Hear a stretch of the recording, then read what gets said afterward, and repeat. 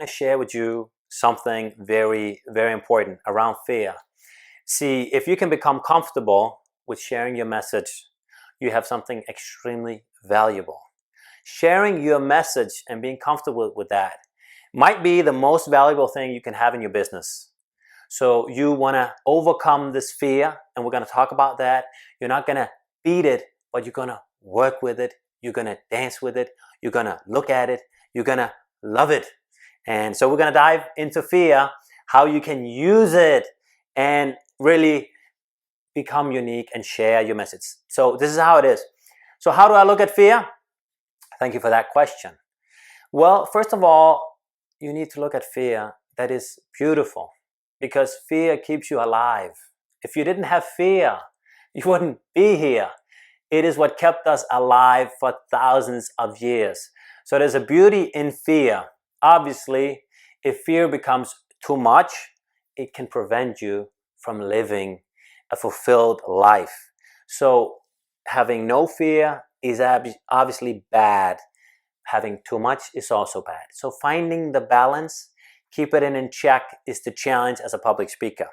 And most people, when they start out as a speaker, they have too much fear. The problem around fear is that we mirror each other. So when you become afraid, when you speak too fast and you're nervous, what's going to happen to your audience? They are going to be nervous. They are not going to be comfortable. You want to make sure that your audience is comfortable, that you're in a good state, you're in a good mood. So we can talk a little bit about how you can do that. All right. So now you acknowledge that fear is something that is not bad. It's neither good, but you need the right amount. Preparation, we can talk a little bit about that. There's right before you go on stage, and then there's when you are on stage. I think if we're talking about when you are on the stage, the most important thing is trust. You need to trust your message. And I mean, you can trust yourself. I mean, you are hopefully not going out and selling hot air. You are sharing your advice. You're sharing your life wisdom. You read things, you did things that you share. You share the things you believe in. And if the audience, maybe they will ask you a question and you don't know the answer, what are you going to do? You are going to tell them the truth. I don't know. And during the break, you will go look in your computer, do some research, and you come back and you give them your perspective. Or if you don't have time, you say, you know what, give me your email. I would love to come back to you and give you my perspective. I just need a little bit more time to think about it. So really, the thing that is so important is trust. Trust in your message. Trust who you are. It's not about you as a person. It's about your message. And we're all different. We have different life experiences, and those you just share. So really, on the stage, just trust it and go. There you are. That's what I would say when you're on the stage. Then there's a lot of preparational work you can do. For me, there's the right before you get on stage, maybe the evening before, during the day. I do, for instance, for me, I have a warm-up program. One of the things I do is breathing exercises, because as you know, breathing changes our state.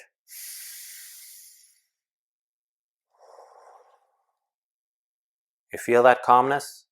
You take in the air, you blow it out slowly. You do that 10, 15 times. You tell your body, I am relaxed. If you're nervous, you know that the breathing in is the nervousness. Breathing out is the relaxation. So you can trigger your body to become relaxed and calm through breathing. Breathing is so good. Now, you can also prime your body so you become energetic if you have a message where you really want to give it all and just go out there and share that message. I listen to music. Music I like that gets me in the state. I do a power pose because our body will tell the brain, if I stand like this, it means you are a winner, Asger. You can do this. You believe in yourself. So I'm standing in the basement and I will yell. I was, woo! I will really trust myself and prime my body for this. This is what you do before you find your program that you are comfortable with. And you come in good time, so you know the room, you see it. If it's possible for you, I would ask the organizer to send a couple pictures. How does it look? Maybe just a short video, 10 seconds, where they film it. Your brain loves certainty.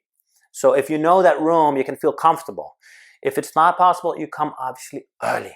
You walk on the stage, you take in that stage, you can sit in the audience chairs and really take in that room. And you give them love. You come with the best intentions, and you know what, if they don't like it, that's okay. You just gave your best material, you gave your best intentions. And then there's the day before, or maybe even during the day. If it's later, I will walk. If you are hunted down by a lion, will you walk or run? You will run. So if you are walking, you're telling your body, I'm comfortable, I am good. You walk, the cortisol, the stress hormone cortisol, is minimized when you walk. So having a good walk, practicing your speech so it becomes you. It's natural. And then I'll say, practice it. Practice it. You know, you remember your structure, you know the structure, you know your stories, and you practice, I would say it's natural or rehearse spontaneity. Meaning that you have given it so many times that you trust the words will come to you. Those are keys. The evening before, get a good night's rest, get loads of water, eat good food, organic fruit, so on. So your body is primed and ready. You're in the right state. Don't get too much caffeine, Coke, all of that crap. You know, good food is essential to be in a good state. So that's also a key. And really, if you have the opportunity, hire a mentor, somebody that's further than you. You rehearse it with it. Maybe and you can also just get an audience, you know, a couple of friends, and you ask them, what do you remember from this speech? Oh, okay, I remember this and this. It means that part worked. If they don't remember it, you need to change it. Your story wasn't strong enough. It was not emotional enough. You didn't create enough pictures. So those are loads of techniques you can use to really do that. And so I'd say fear is not something you beat, you dance with it. The reptilian brain here, or the amygdala, is so strong, like we also talked about. The signal is so fast. If you see a snake, your conscious brain is not thinking, hey, this is danger, I better move away. It's so snappy that it will come. So you cannot beat it, but you look at it. You look at it because it has a positive intention. I believe every feeling is positive. It wants you to do something good. So when the fear comes, it comes every time I speak. I look at it and I say, hello, fear, you are here. You want to do me good, and I will do it anyway. So really look at the fear. Don't run away from it. You know, back when I was single many years ago, and I would go out during the night, obviously to have a good time, but also potentially to find a partner. I mean, here in Denmark, it's crazy. People drink so much alcohol. They run away from the fear, from striking up a conversation with a random person that is probably also out to meet somebody and have a good time. You know, isn't that crazy? If you need alcohol to dampen your fear. So I would go out, just, you know, have one or two beers, that's fine, or just because I didn't want to dampen that fear. So really, don't run away from the fear. You don't beat it by running away from it, or like I used to do, saying, oh, I'm big, I'm strong, I'm Superman, and believing it's not there. It's there. You give it a hug. You dance with it. It's nice, like a dance. You know, you listen to it. Like we also talked about listening.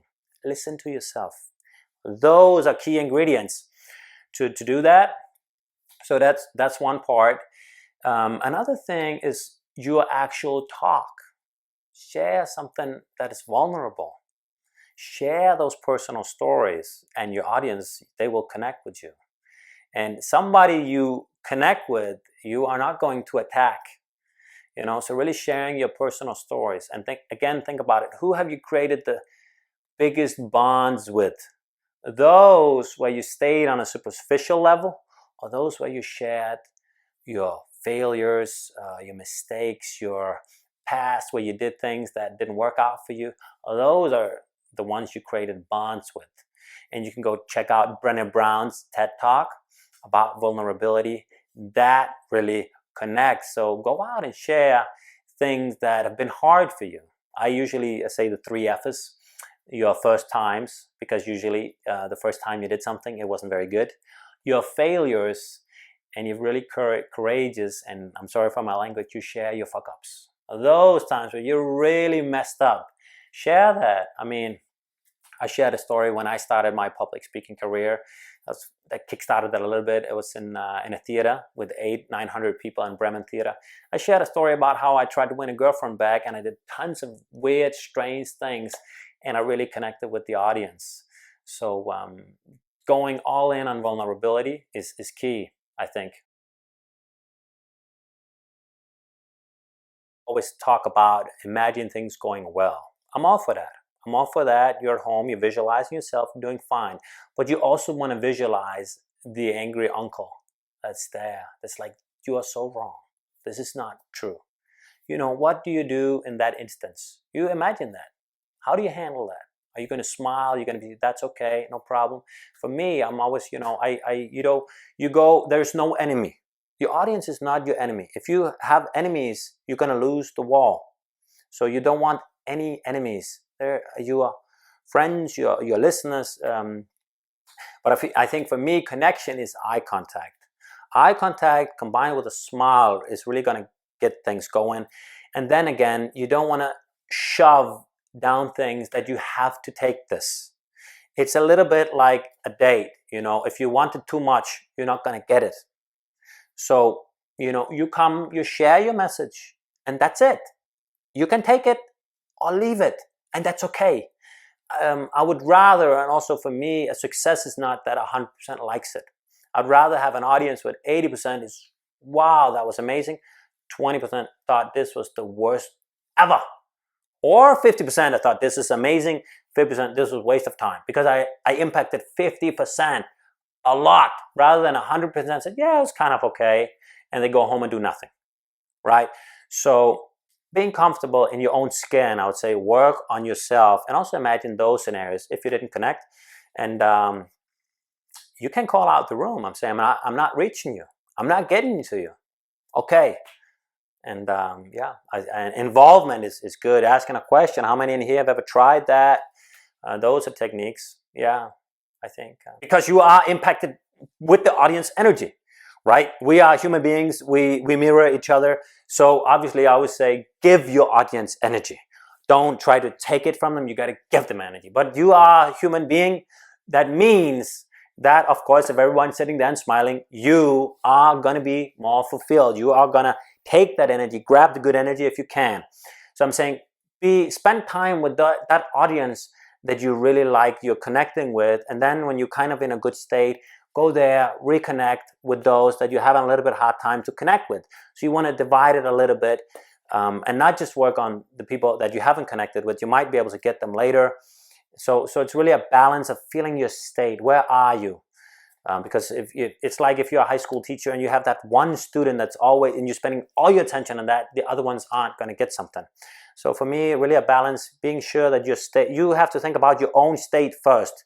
If that isn't in a good position, you have the opportunity to get them involved and get them. So I'd say that would be my advice. A good tip is walk closer to them. If you have presence, you're close. There's an energy to being close with them. You walk over there, and if you can mention, if you come early and if it's a small audience, get their names. Like Mehdi said before we started the speech, blah, blah, blah. You talk a little bit, right? If you can remember their names, they're going to get there with you. I just met somebody here the other day at the TEDx event that I'd seen a couple months ago. I remembered her name. She shined so much when I said her name. Oh, you remember? We just met one time, had a 5-10 minutes conversation. If you can get the name, that, and the thing is, there might be somebody in the room that wants to be on that stage. And I remember it was about 6 months ago, I was out speaking with my business partner, and we both knew at that event, that guy is the negative guy. And he did very smart, my business partner, Asbjørn. What he did, because we both knew this is the negative guy. He praised him. He gave him something, and he said, okay, if your manager, we were talking about how to do with speech. Your manager praised you. You got 50 millions to the company and everybody. And he says, and the manager said, can you make a speech about this? He got attention. He smiled, and he got that attention. And then for the rest of the evening, he was with us. So there are certain tricks. If maybe they just want that attention, that's easier to do with a small audience. But I wouldn't say, don't chase that negative energy too much. Give it a try, see what happens, and then you go with the flow. I always record myself, and I see so many speakers that never record themselves. And you got to do it for several reasons. You have to look at yourself, but it's also footage that you can send to potential clients. You can clip it, and you don't need a fancy camera crew. You don't need to pay $30,000 every time. Great if you can get professional footage and you have that money, but otherwise, smartphone will do. Smartphone will do. It's enough, really, to get it. So you look at yourself. The other thing is, if you have the money, get a mentor.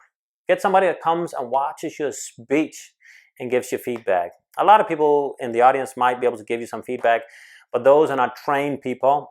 Obviously you can listen to them and you think about it, but I'd say a professional is the key, really, to improve fast. Yeah.